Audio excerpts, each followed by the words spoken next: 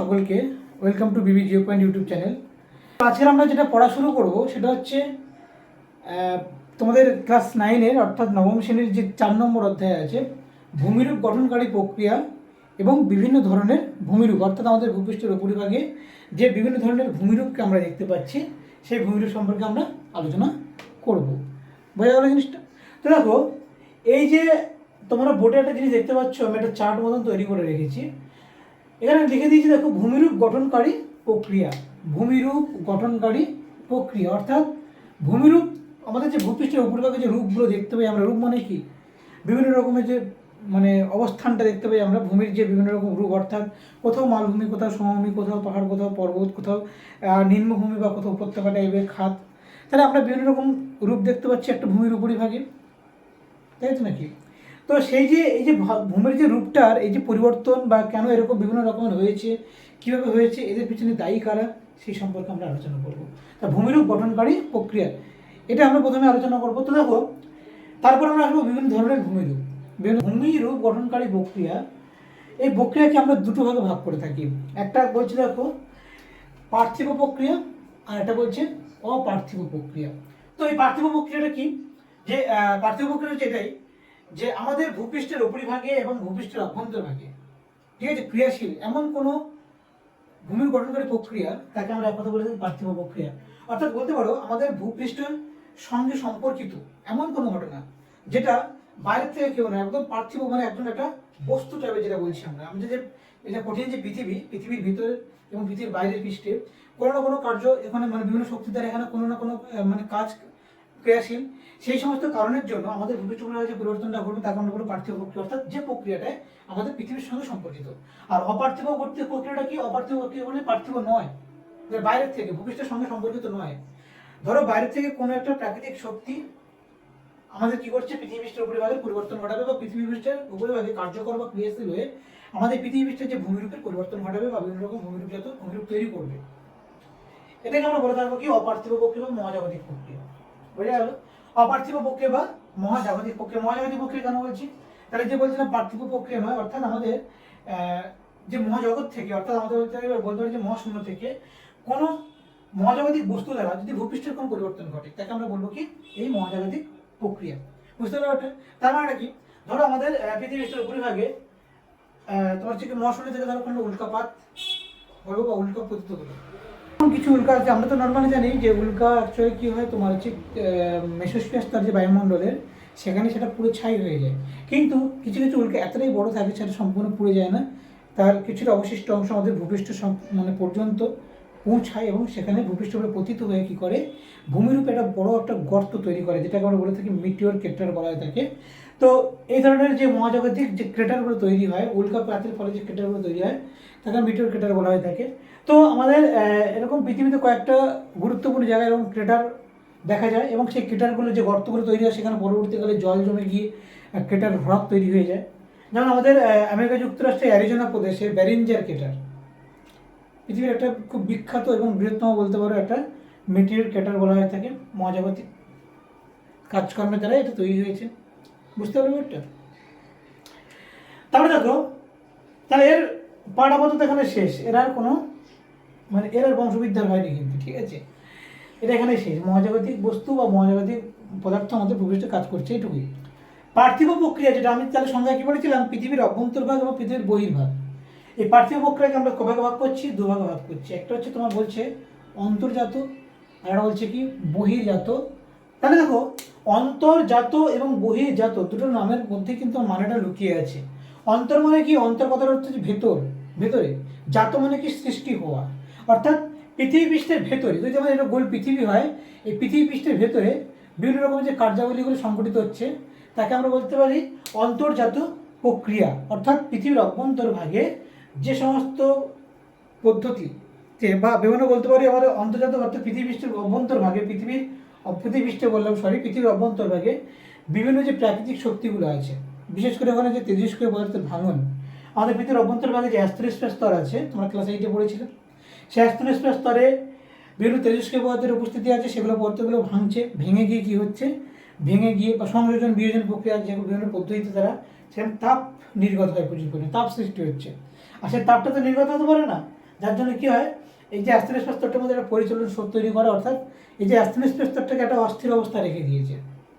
বোঝা গেল তো? সেই অস্থির অবস্থা থাকার কারণে তাহলে ওখানে প্রাকৃতিক শক্তি, ওটা পৃথিবীর অভ্যন্তরের তাপ, এছাড়া আমাদের পৃথিবীর যে ঘূর্ণন শক্তি, তার কারণে পৃথিবীর কেন্দ্রে প্রচুর লোহা নিকেল আছে, সেখানে একটা তাপ তৈরি হয় ঘর্ষণের কারণে। তাহলে বিভিন্ন রকমভাবে মোটামুটি পৃথিবীর অভ্যন্তরের যে তাপটা, সেটা হচ্ছে প্রাকৃতিক শক্তি ওখানকার। সেই অন্তর্জাত শক্তির দ্বারা যখন আমাদের অন্তর্জাত কিছু কাজকর্ম সংঘটিত হয়, তাকে আমরা এক কথা বলে থাকি অন্তর্জাত প্রক্রিয়া, পৃথিবীর অভ্যন্তরভাগে। আর বহির্জাত প্রক্রিয়াটা কি? বহির্জাত প্রক্রিয়াটা যেটাই পৃথিবীর পৃষ্ঠের বাইরে বা ভূপৃষ্ঠের বাইরে বিভিন্ন বহির্জাত শক্তি বা বিভিন্ন প্রাকৃতিক শক্তি এখানে ক্রিয়াশীল করছে এবং আমাদের ভূপৃষ্ঠের উপরিভাগের নানা রকম ভূমিরূপের পরিবর্তন ঘটাচ্ছে। সেখানে ক্ষয় কাজ, সঞ্চয় কাজ প্রভৃতির মাধ্যমে ভূমিরূপের পরিবর্তন ঘটছে এবং নানা রকমের নকশার ভূমিরূপ তৈরি করছে। তাকে আমরা বলে থাকবো কি? বহির্জাত প্রক্রিয়া। আমরা বহির্জাত প্রক্রিয়ার ভাগগুলো পরে আসছি। এই অন্তর্জাত প্রক্রিয়াকে আমরা দুভাগে ভাগ করছি, একটা বলছে ধীর আলোড়ন, একটা বলছে আকস্মিক আলোড়ন। ধীর আলোড়ন এবং আকস্মিক আলোড়ন, এই অন্তর্জাত প্রক্রিয়ায় পৃথিবীর অভ্যন্তরভাগে যে শক্তিটা যে কার্যকর হচ্ছে বা ক্রিয়াশীল হচ্ছে, সে যে কাজটা করছে না, কখনো কখনো ধীরে ধীরে ধীরে ধীরে কাজ করে, কখনো আবার আকস্মিকভাবে কাজ করে, হঠাৎ করে এটা কোনো ভূ বিপর্যয় ঘটিয়ে দেবে। বোঝা গেল জিনিসটা?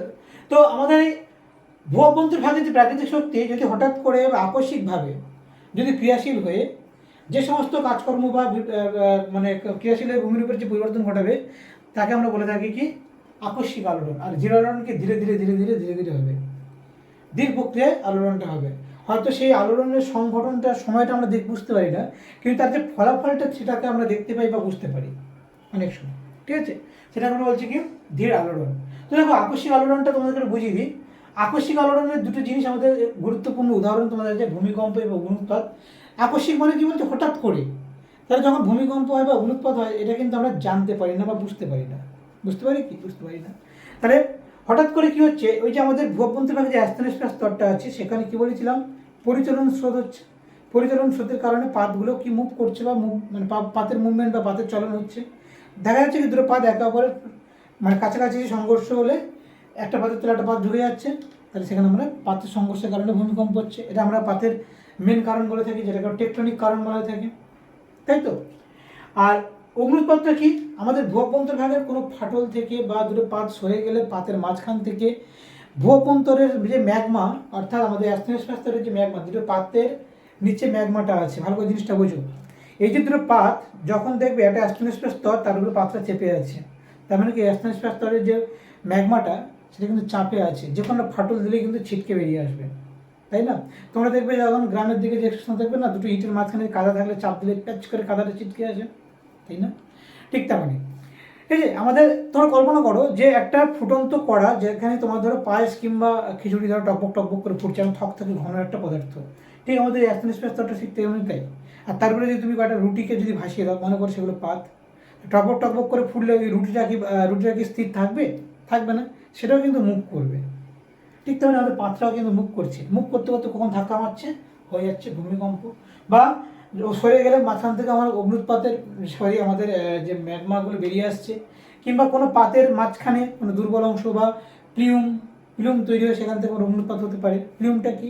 পাতের মাঝখানে অনেকক্ষণ ধরে ম্যাগমার আঘাত পেতে পেতে সেটা ক্ষয়ে ক্ষয়ে ক্ষয়ে ক্ষয়ে ক্ষয়ে গিয়ে পাতের একটা মাঝখান থেকে ধরে একটা অগ্নুৎপাত হয়ে গেল, তাকে আমরা বলছি প্লিউম থেকে অগ্নুৎপাত। যাই হোক, এগুলো যখন আমরা তোমাদের এতে যখন পড়বো, সেগুলো আমরা ডিটেলসে আরও আলোচনা করবো। ধীর আলোড়নকে আমরা ভাগ করছি ভূগঠনিক, ইউস্ট্যাটিক এবং সমস্থিতি, তিনটে নামে। ধীর মানে কি? ধীরে ধীরে ধীরে ধীরে হচ্ছে। এখানে ওই ভূমিকম্পের মধ্যে হঠাৎ করে আমার পৃথিবী বা আমাদের ভারতবর্ষ বা আমাদের তোমার হচ্ছে কি ঘর বাড়ি কেঁপে উঠলে এরকম নয় আর কি, ওটা ধীরে ধীরে ধীরে ধীরে হবে। এটাকে আমরা বলছি ধীর আলোড়ন। তার মধ্যে দেখো, ধীর আলোড়ন তিন ভাগ হচ্ছে। ভূগঠনিক। ভূগঠনিক মানে কি? যে আলোড়ন ভূমিরূপ গঠনে সাহায্য করে, তাকে আমরা বলছি ভূগাঠনিক আলোড়ন। ক্লিয়ার পর্যন্ত? তাকে আমরা বলছি কি? ভূগাঠনিক আলোড়ন। ইউস্ট্যাটিক চক্র। ইউস্ট্যাটিক আলোড়নটা কি? ধরো আমার একটা সমুদ্রপৃষ্ঠ, এই আমার জল ছিল, সমুদ্রপৃষ্ঠ বা একটা সমুদ্র বা জলভাগ। এই জলভাগের মধ্যে দেখা যাচ্ছে কোনো কারণে পৃথিবীর অভ্যন্তরভাগে কোনো একটা আলোড়ন হচ্ছে ধীরে ধীরে ধীরে ধীরে হয়ে গিয়ে কী হলো, এই যে পৃথিবীর মানে এই যে তোমার যে এই যে সমুদ্রের যে আকৃতিটা, এই যে সমুদ্র তলের যে আকৃতিটা, এটা কারণে কী হবে, কোনো কারণে হচ্ছে আমার এটা আয়তনে বাড়লো এটা। তাহলে আয়তনে বাড়লে কী হবে, এই জলটা নিচের দিকে নেমে যাবে, তো তাহলে জলতলটা কিন্তু নিচের দিকে নেমে যাবে। আবার যদি কোনো কারণে এই যে আগের যে রূপটা ছিল সেটা যদি কোনো কারণে কমে যায়, তাহলে কী হবে, এই জলতলটা কিন্তু বৃদ্ধি পাবে। বোঝা গেল? তাহলে আমরা কি দেখতে পাচ্ছি, নদী খাত বা সমুদ্র খাতের তলদেশের যদি রূপের পরিবর্তন ঘটে তাহলে আমাদের সমুদ্রের জলতলেরও কিন্তু মানে পরিবর্তন ঘটবে। যদি আমি দেখতে পাই যে এই যে সমুদ্রের তলদেশটার যদি আকৃতি যদি বিস্তৃত হয় বা আমাদের পরিধিটা বেড়ে যায়, তাহলে সেখানে কী হবে, তার জল ধারণ করার ক্ষমতাটা বেড়ে যাবে, তো তাহলে সেখানে আরও জল ধরবে, অর্থাৎ আমাদের সমুদ্রটা নিচের দিকে নেমে যাবে। আবার দেখবে যদি সংকুচিত হয়, খাতটা যদি আমার আয়তনে কমে যায়, তাহলে কী হবে, জলটা মানে সেই খাতটা জল ধারণ ক্ষমতাটা কমে যাবে। ক্ষমতাটা কমে গেলে কী হবে, জলের উচ্চতা বৃদ্ধি পাবে। ঠিক আছে? তো তুমি ধরো একটা প্লাস্টিকের মগের মধ্যে জল রেখে যদি দুদিকে চাপ দাও, কী দেখতে পাবে, ওই যে প্লাস্টিকের মগটার আয়তনটা ছোটো হয়ে যাওয়ার কারণে জলতলটা দেখবে বেড়ে যাচ্ছে উপরের দিকে। বুঝতে পারলো তো? এটাই তাহলে এটাকে আমরা বলছি ইউস্ট্যাটিক চলন। ঠিক আছে? তাহলে সমুদ্র জলরাশির পরিবর্তনের কারণে আমাদের জলতলেরও পরিবর্তন ঘটছে, তাকে আমরা বলছি ইউস্ট্যাটিক চলন। এটা খুব ধীরগতিতে হয়। ঠিক আছে? আর দেখো তারপরে আছে কি সমস্থিতিক আলোড়ন, অর্থাৎ সমস্থিতি মানে কি বলতো, সমাবস্থা বা সমতায় বা সমানভাবে স্থিতাবস্থা বজায় রাখা। আইসোস্ট্যাসিস অর্থাৎ আমাদের দেখবে আমরা একটা বালতির মধ্যে যদি আমরা দেখতে পাই কি, একটা বালতির মধ্যে যদি আমরা একটা কাঠের টুকরো, একটা থার্মোকলের টুকরো জলের উপরে যদি ভেসে দিই, জলের উপরে একটা কাঠের টুকরো ভেসে যাচ্ছে, জলের টুকরো ভেসে যাচ্ছে, বিভিন্ন রকম উচ্চতা থেকে ভেসে থাকে না, তাই তো? এটা কিন্তু একটা নির্দিষ্ট ব্যালেন্স করে তারা কিন্তু ভেসে থাকে, কিছুটা ঢুকে যায়, কিছু ঢুকে। তুমি যদি তোমাকে একটা উদাহরণ দিই, দেখবে ধরো তুমি একটা ছোট দেশলাই কাঠি তুমি মাটিতে পুঁতে দাঁড় করাতে চাইছো, দেখবে তুমি হালকা করে পুঁতে দাও, দাঁড়িয়ে যাচ্ছে। কিন্তু দেশলাই কাঠি থেকে একটা বড় একটা লাঠিকে তুমি যদি হালকা পুঁতলে কি দাঁড়াবে না, কিন্তু সে কিন্তু ধাপাস করে পড়ে যাবে। ঠিক আছে? কারণটা কি, ও মানে নিজের মধ্যে ব্যালেন্স তৈরি করতে পারলো না কিন্তু। ঠিক আছে? যদি এটাকে আমি যদি একটু বেশি করে পুঁতে দিই, মানে এর লেন্থ অনুযায়ী তোকে আমি তাকে যদি বেশি করে পুঁতি, তাহলে সেটা কিন্তু স্টেবল হয়ে যাবে। ক্লিয়ার?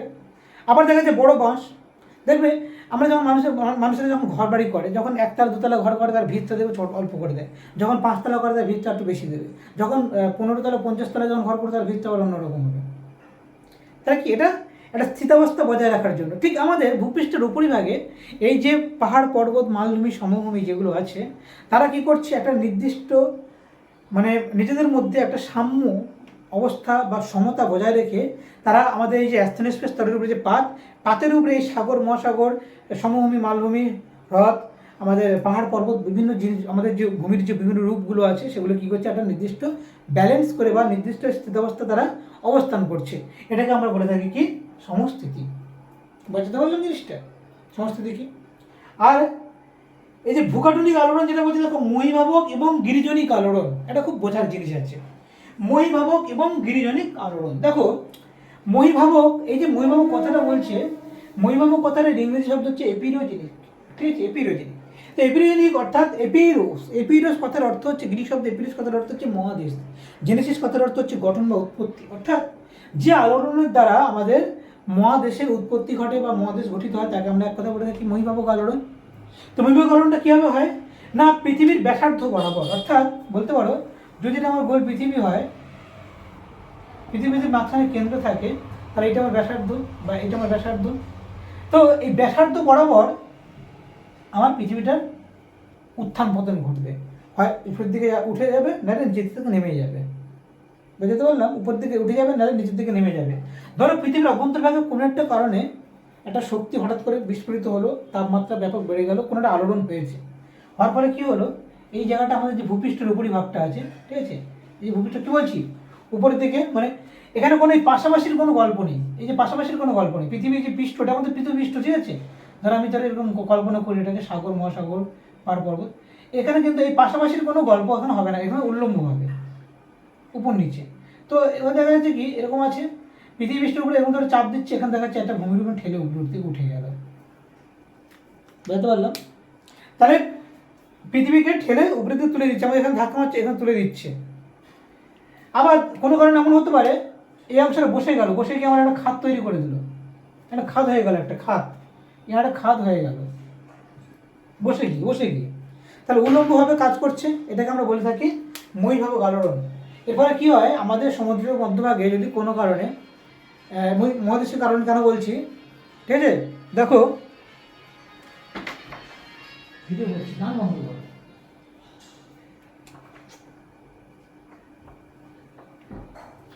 তাহলে দেখো, এই যে মহিমা কারণটা কি বললাম, যে পৃথিবীর ব্যাসার্ধ বরাবর এই যে উল্লম্বভাবে কাজ করবে, তাহলে উল্লম্বভাবে যখন শক্তি কাজ করবে তখন তাকে আমরা বলবো কি মহিমা কারণ। ঠিক আছে? ব্যাপারটা কি হয়, এখানটাতে আমাদের মহাদেশ গঠন করে সমুদ্রের উপরিভাগে, বা আমাদের যে আমাদের পৃথিবীর উপরিভাগ দেখতে পাচ্ছি যে জলভাগের উপরিভাগ, কোনো কারণে একটা বিশাল বড় একটা তোমার হচ্ছে কি পলি সঞ্চিত কোনো একটা জায়গায় অবস্থিত হলো, হয়ে একটা বিশাল একটা বড় একটা মহাদেশ টাইপের গঠন করলো। বোঝা গেল জিনিসটা? তো মহাদেশে গঠন বলছে। আর গিরিজনিক আলোড়নটা কি? গিরিজনিক আলোড়নটা হচ্ছে ঠিক পাশাপাশি অনুভূমিকভাবে, যখন এটা উল্লম্বভাবে হয়েছে ঠিক তেমনি ভূপৃষ্ঠ এখানটা অনুভূমিকভাবে কাজ হবে। ঠিক আছে? অনুভূমিকভাবে বুঝতে পারছো একটা পাশাপাশি, অর্থাৎ পৃথিবী পৃষ্ঠের উপরিভাগে এদিক থেকে ধরো চাপ দিল, এদিক থেকে ধরো চাপ দিল।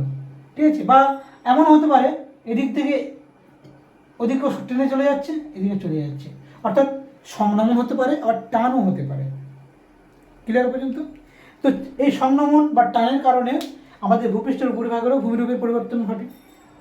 ধরো একটা জায়গায় শিলা দুদিকে চাপ দিচ্ছে, নরম শিলা আছে, চাপ খেয়ে ভাঁজ হয়ে গেল। এই যে তুমি ধরো এই যে তোমার যে খাতাটা, তুমি খাতার দুদিকে চাপ দাও, কাগজটা ভাঁজ খেয়ে যাচ্ছে না? যাচ্ছে তো। ঠিক তেমনি এই যে কাগজটা যে ভাঁজ খেয়ে যাচ্ছে, তাহলে কি যে ভাঁজযুক্ত একটা ভাঁজ খেয়ে কি উপরেতে উঠে যাচ্ছে না? দেখবে একটা লাইন, বন্ধু বান্ধবরা দেখো তোমার লাইন দিয়ে ঠেলাঠেলি করছো, কি দেখতে পাবে যে ঠেলে একদম বেরিয়ে চলে যাচ্ছে, উপরের দিকে চলে যাচ্ছে। এদিকে ধরো বেরোনোর জায়গা নেই, ওদিকে ঠেলে বেরিয়ে যাচ্ছে। ঠিক এই যে ঠেলে বেরিয়ে যাচ্ছে, তাহলে যখন আমার এই সমতল ভূমিটাকে যখন দুদিক দিয়ে চাপ দেওয়া হচ্ছে, তখন এরকম একটা ভাঁজ খেয়ে এরকম একটা পর্বত তৈরি করছে। এই ধরনের যে পর্বত, তাহলে কোন দিক থেকে কোন দিকে চাপ দিয়েছে? এদিক দিয়ে চাপ দিয়েছে, এদিক থেকে চাপ দিয়েছে। বুঝে গেল তো? এদিক দিয়ে চাপ দিয়েছে, এদিক চাপ দিয়েছে, দ্বিতীয় একটা ভাঁজযুক্ত পর্বত তৈরি করছে। এই ধরনের পর্বতকে আমরা বলবো ভাঁজ পর্বত বা ভঙ্গিল পর্বত। শিলা ভাঁজ খেয়ে পর্বতটা তৈরি করছে বলে এটা আমরা বলছি ভাঁজ পর্বত বা ভঙ্গিল পর্বত। ক্লিয়ার পর্যন্ত?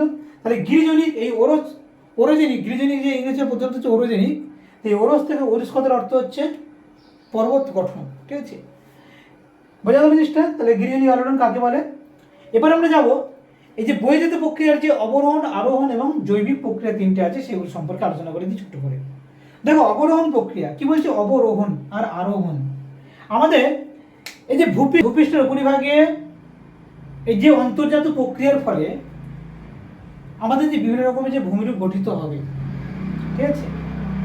ভূপৃষ্ঠ উপরিভাগে কি হলো, ধরো আমার অগ্নুৎপাত হয়েছে, অগ্নুৎপাতের কারণে এখানে আমার একটা আগ্নেয় পর্বত তৈরি হতে পারে। কারণ আগ্নেয় পদার্থগুলো ধরো বেরিয়ে এসে কি করে, আগ্নেয় পদার্থগুলো বেরিয়ে এসে জমে জমে জমে জমে একটা শঙ্কু জাতীয় পর্বত তৈরি করেছে। নতুবা এমন হতে পারে ভূমিকম্পের ফলে দুটো পাত একে অপরের সাথে ধাক্কা খেয়েছে, ধাক্কা খেয়ে গিয়ে এখানে একটা ভঙ্গিল পর্বত তৈরি হয়েছে, হতে পারে। বা ধরো আমার একটা অংশ উঠে গিয়ে একটা স্তূপ পর্বত তৈরি হয়েছে, বা একটা বসে গিয়ে একটা গ্রস্ত উপত্যকা তৈরি হয়েছে। তাহলে সব কিন্তু হয়েছে অন্তর্জাত প্রক্রিয়ার দ্বারা। ক্লিয়ার পর্যন্ত? তাহলে অন্তর্জাত প্রক্রিয়ার ফলে সৃষ্ট যে বিভিন্ন রকম ভূমিরূপগুলো আছে, বা পৃথিবী পৃষ্ঠের উপরিভাগে যে বিভিন্ন বহির্জাত শক্তিগুলো আছে, বহির্জাত শক্তি কারা? বৃষ্টিপাত, তাপমাত্রা, মেনে সূর্যের তাপমাত্রা প্রধান শক্তি ওটা। বহির্জাত শক্তিগুলোকে আমরা দুটো ভাগে ভাগ করে থাকি, একটা স্থিতিশক্তি আর গতিশক্তি। তো স্থিতিশক্তি কারা? স্থির অবস্থা থেকে আমাদের শক্তি প্রদান করছে। আর গতিশক্তি কারা? সে নিজেও গতিশীল, তার সাথে সাথে পৃথিবীর পরিবর্তন ঘটাচ্ছে। স্থিতিশক্তির মধ্যে আছে সূর্যের তাপমাত্রা, বৃষ্টিপাত, আর্দ্রতা, বায়ু, অধক্ষেপণ, এই সমস্ত যে ঘটনাগুলি, তুষারপাত, শিলাবৃষ্টি, যাই হোক না কেন মোটামুটি, সেগুলো এক ধরনের বহির্জাত শক্তি। বা গতিশক্তি কারা? ধরো পার্বত্য অঞ্চল থেকে নদী খুব জোরে নেমে আসছে, বা পার্বত্য অঞ্চল থেকে আমার বরফের টুকরো বা হিমবাহ নেমে আসছে, কোনো একটা জায়গায় ফাঁকা অংশে ব্যাপক জোরে বাতাস প্রবাহিত হচ্ছে, ধুলো উড়ে চলে যাচ্ছে, তখন তোমার এই যে বৈশাখ মাসে, জ্যৈষ্ঠ মাসে দেখবে তোমার যখন খেলার মাঠে দেখো না, ফুটবল খেলার মাঠে হঠাৎ করে বিকালবেলাটা একটা ঝোড়ো হাওয়া চলে এলো, ধুলো বালি উড়ে একাকার, তাই না? হচ্ছে এটা। তাই সেরকমই তাহলে বায়ুর কাজ হচ্ছে। সমুদ্রে তুমি যদি ধারে যাতে, সমুদ্রে ঢেউ মারাত্মকভাবে ঢেউ মারছে, সমুদ্রের পাড়ে ঢেউ খেতে খেতে খেতে, সমুদ্রের পাড়ে তো সব জায়গায় সমান নয়, কোনো জায়গায় ডিরেক্ট পাড়ে মারে, কোনো আবার মানে পাড়ে ধাক্কা মারে, কোনো জায়গায় আবার দেখবে তোমার সোপান থাকে, সোপানে ঢেউটা আসছে। তো কোনো জায়গায় পাড়ের মানে এই যে পাড়ে ঢেউয়ের আঘাতে ক্ষয় হচ্ছে, কোনো জায়গায় সঞ্চয় হচ্ছে, সেখানে কাজ হচ্ছে। তো নানা রকম পদ্ধতিতে আমাদের কী হচ্ছে, ভূপৃষ্ঠের উপরিভাগে এই যে বিভিন্ন ভূমিরূপগুলো আছে, তাহলে বহির্জাত শক্তির দ্বারা সেই ভূমিরূপগুলোর পরিবর্তন ঘটবে, তাকে আমরা বলে থাকি বহির্জাত প্রক্রিয়া। তার বহির্জাত প্রক্রিয়ার মধ্যে একটা হচ্ছে অবরোহণ। অবরোহণটা কি? বিভিন্ন বহির্জাত প্রাকৃতিক শক্তির দ্বারা, বিভিন্ন বহির্জাত প্রাকৃতিক শক্তির দ্বারা বা মানুষের দ্বারা হতে পারে, এটা জৈবিকে আসবে, সেটা পরে আসছে আলাদাভাবে। বিভিন্ন বৈদ্যুতিক প্রাকৃতিক শক্তি দ্বারা যখন ভূপৃষ্ঠের উপরিভাগে বিভিন্ন ভূমিরূপের ক্ষয় সাধন হবে, অর্থাৎ ক্ষয় কাজ হবে। একটা এই যে উচ্চভূমি থাকবে, একটা ধরো উচ্চভূমি, তো সেখানে দেখা গেল কি না, সেখানটা আমার সূর্যের তাপমাত্রা বা বৃষ্টিপাত বা অন্যান্য কারণে এর ক্ষয় হবে। ক্ষয়ে গিয়ে তার উচ্চতাটা কী হবে, তার উচ্চতাটা কমে যাবে, ডাউন হয়ে যাবে, তার উচ্চতা ডাউন হচ্ছে। ঠিক আছে, তাহলে বলছে কি একটা খুব গুরুত্বপূর্ণ পার্বত্য অঞ্চল বিভিন্ন প্রাকৃতিক শক্তির দ্বারা, বৈদ্যুতিক শক্তির দ্বারা ক্ষয়প্রাপ্ত হবে এবং উচ্চস্থান থেকে আস্তে আস্তে নিচে হবে, তার উচ্চতা কমতে থাকবে। এই ধরনের যে প্রক্রিয়াটা, এটাকে আমরা বলছি অবরোহণ প্রক্রিয়া বা ক্ষয় প্রক্রিয়া। যে আমাদের যে পুঞ্জিত ক্ষয় হয়, পর্বত থেকে যে ক্ষয় হয়ে চলে আসে, বা ধরো আমাদের যে আবহবিকার ক্ষয়বহন প্রক্রিয়া, নদীর দ্বারা ক্ষয়, হিমবাহের দ্বারা ক্ষয়, বায়ুর দ্বারা ক্ষয়, সমুদ্র তরঙ্গের ক্ষয়, বা আমাদের যে কাষ্ঠ অঞ্চলের যে ক্ষয় কাজ, সব রকমের যে ক্ষয় কাজ হচ্ছে অবরোহণ প্রক্রিয়া। ঠিক আছে, ডিগ্রেডেশন। আরোহণ প্রক্রিয়াটা কি? অ্যাগ্রেডেশন। আরোহণ প্রক্রিয়া হচ্ছে কি নিয়ে আসা। অবরোহণ প্রক্রিয়ার ফলে সৃষ্ট ক্ষয়জাত পদার্থগুলো, তাহলে দেখো এটা যখন ক্ষয় কাজ হবে, তাহলে ক্ষয়জাত পদার্থ তৈরি হবে। তো আবহবিকারের পরে যে সেই শিলাচূর্ণগুলো হচ্ছে, স্ক্রিটালাসগুলো তৈরি হচ্ছে, এগুলোকে আমরা স্ক্রিটালাসও বলে থাকি। তো স্ক্রিটালাস বা যে ক্ষয়জাত পদার্থগুলো তৈরি হচ্ছে, নুড়ি, কাকর, বালি, পলি, কাদা ইত্যাদি ইত্যাদি তৈরি হচ্ছে, সেই অবরোহণ প্রক্রিয়ার ফলে সৃষ্ট ক্ষয়জাত পদার্থগুলি বিভিন্ন প্রাকৃতিক শক্তির দ্বারা তারা বাহিত হয়ে আসবে। ধর এখান থেকে আমার একটা নদী প্রবাহ বা জলপ্রবাহ আসছে, জলের সাথে নুড়ি, কাকর, বালিগুলো বয়ে আসছে, এসে কী করছে, একটা খাতের মধ্যে সেখানে জমাবে। এটা একটা বড় খাত আছে, খাতের মধ্যে জমাচ্ছে। বোঝা গেল তো? তাহলে বলছে কি অবরোহণ প্রক্রিয়ায় সৃষ্ট বিভিন্ন ক্ষয়জাত পদার্থগুলি যখন বিভিন্ন প্রাকৃতিক শক্তির দ্বারা বাহিত হয়ে গিয়ে কোনো নিচু অংশ বা অবনমিত অংশে জমা হবে এবং সেখানকার ভূমির উচ্চতারা বৃদ্ধি করবে। ভূমির উচ্চতা বৃদ্ধি, তাহলে আগে ছিল এই পর্যন্ত গভীরতা, সেটা আস্তে আস্তে এতদূর পর্যন্ত গভীর কী করে হয়েছে? ওই যে ক্ষয়জাত পদার্থগুলো সঞ্চিত হয়েছে। তাহলে এই সঞ্চয় কাজটাকে আমরা বলছি কি আরোহণ প্রক্রিয়া। অর্থাৎ আরোহণ করা হচ্ছে কি নিয়ে আসা, নিয়ে এসো, আরোহণ করে আনো, নিয়ে আসো। ক্লিয়ার? তাহলে অবরোহণ আরোহণের মধ্যে পার্থক্য বুঝতে পারলে, এটাকে বলছি আমরা আরোহণ প্রক্রিয়া। এই অবরোহণ আরোহণ প্রক্রিয়ার মানে মিলিত ফলটাকে আমরা কথা পর্যায়ন বলে থাকি। যখন দেখা যায় কি একটা এরকম পার্বত্য অঞ্চল বা এরকম খাদ অঞ্চল যুক্ত আছে, সেটা যখন ক্ষয়তে ক্ষয়তে নিচু হয় আর উচ্চতা উঠতে থাকে, তখন একটা তরঙ্গায়িত সমতল ভূমিতে পরিণত হয়। এই তরঙ্গায়িত ভূমিকে আমরা বলে থাকি পর্যায়িত ভূমি, আর এই টোটাল প্রক্রিয়াকে বলা থাকে পর্যায়ন প্রক্রিয়া। তা শুধুমাত্র কি প্রাকৃতিক শক্তি কাজকর্ম করে? জৈবিকদের বা জীবদের কি কোনো কাজকর্ম বা জীবদের কি কোনো ভূমিকা নেই? অবশ্যই আছে। আমাদের যে বিভিন্ন রকম চারিদিকে আমাদের পারিপার্শ্বিক যে মানে পরিবেশটা আছে, সেখানে যে বিভিন্ন রকম যে জীবদেহ বা জৈব পদার্থ দেখতে পাই, যেমন ধরো বিভিন্ন প্রাণী, বিভিন্ন উদ্ভিদ বা মানুষ, প্রাণীর কার্যাবলী, উদ্ভিদের কার্যাবলী, যান্ত্রিকভাবে বা রাসায়নিকভাবে বা মানুষ তো যান্ত্রিকভাবেই ক্ষয় কাজ করে আমাদের পাথরগুলোতে, তাকে আমরা বলি জৈবিক প্রক্রিয়া। তাহলে বিভিন্ন জীব দেহ, উদ্ভিদ, প্রাণী, মানুষ ইত্যাদি ইত্যাদি সবাই ক্রিয়াশীল হয়ে ভূমির উপরে যে পরিবর্তনটা ঘটাচ্ছে তাকে আমরা বলে থাকি জৈবিক প্রক্রিয়া। এক কথায় উত্তরটা হয়ে গেল। তাহলে জৈব উদ্ভিদ কী করতে পারে? তার শিকড় প্রবেশ করে দিয়ে পাথরটাকে ফাটিয়ে দিতে পারে, বা কোনো একটা পাথরযুক্ত অঞ্চলে বিভিন্ন রকমের উদ্ভিদ ধরো সেখানে পড়লো, তার ফুল, ফল, পাতা, ডালপালা ইত্যাদি সমস্ত কিছু পচতে পারে, রাসায়নিক বিক্রিয়া করতে পারে। অনেক গাছের পাতায় বিভিন্ন রকমের কেমিক্যালের উপস্থিতি থাকে, তারা সেখানে বিক্রিয়া করে পাথর ক্ষয়ে দিতে পারে, পরিবর্তন হতেই পারে, রাসায়নিক পরিবর্তন। আবার হতে পারে এমন বিভিন্ন প্রাণী, যেমন হচ্ছে কি ধরো খরগোশ, ইঁদুর, তোমার হচ্ছে কি উই পোকা, বিভিন্ন রকম তারা মাটির মধ্যে গর্ত করে, আবার মাটির অভ্যন্তর থাকে সমস্ত পদার্থগুলোকে বের করে আনে, এটা মিক্সিং ঘটাচ্ছে। এটাকে আমরা বলে থাকি কি প্রাণীর দ্বারা জৈব মানে তোমার আবহবিকার বা প্রাণীর দ্বারা ক্ষয়কাজ হচ্ছে। আবার মানুষ কী করছে, পার্বত্য অঞ্চলে তারা ডিনামাইট ফাটাচ্ছে, বা আমাদের যে খাদানগুলো থেকে যে তোমার হচ্ছে বালি তুলে আনছে, বিভিন্ন খনিজ পদার্থ তুলে আনছে, সেটা এক ধরনের জৈবিক প্রক্রিয়ার মাধ্যমে ভূমির পরিবর্তন ঘটাচ্ছে। আজকের খনি থেকে আমরা তোমার বিভিন্ন পদার্থগুলো তুলে আনার কারণে সেখানে ধস নেমে গিয়ে একটা খাত তৈরি হচ্ছে, এর পিছনে মানুষের ভূমিকা আছে, তাই না? মানুষের দায়ীটা। তো এই হচ্ছে ব্যাপার।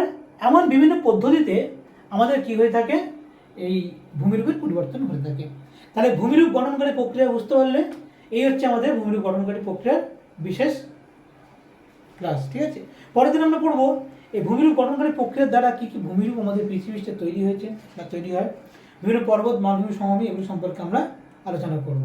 ঠিক আছে।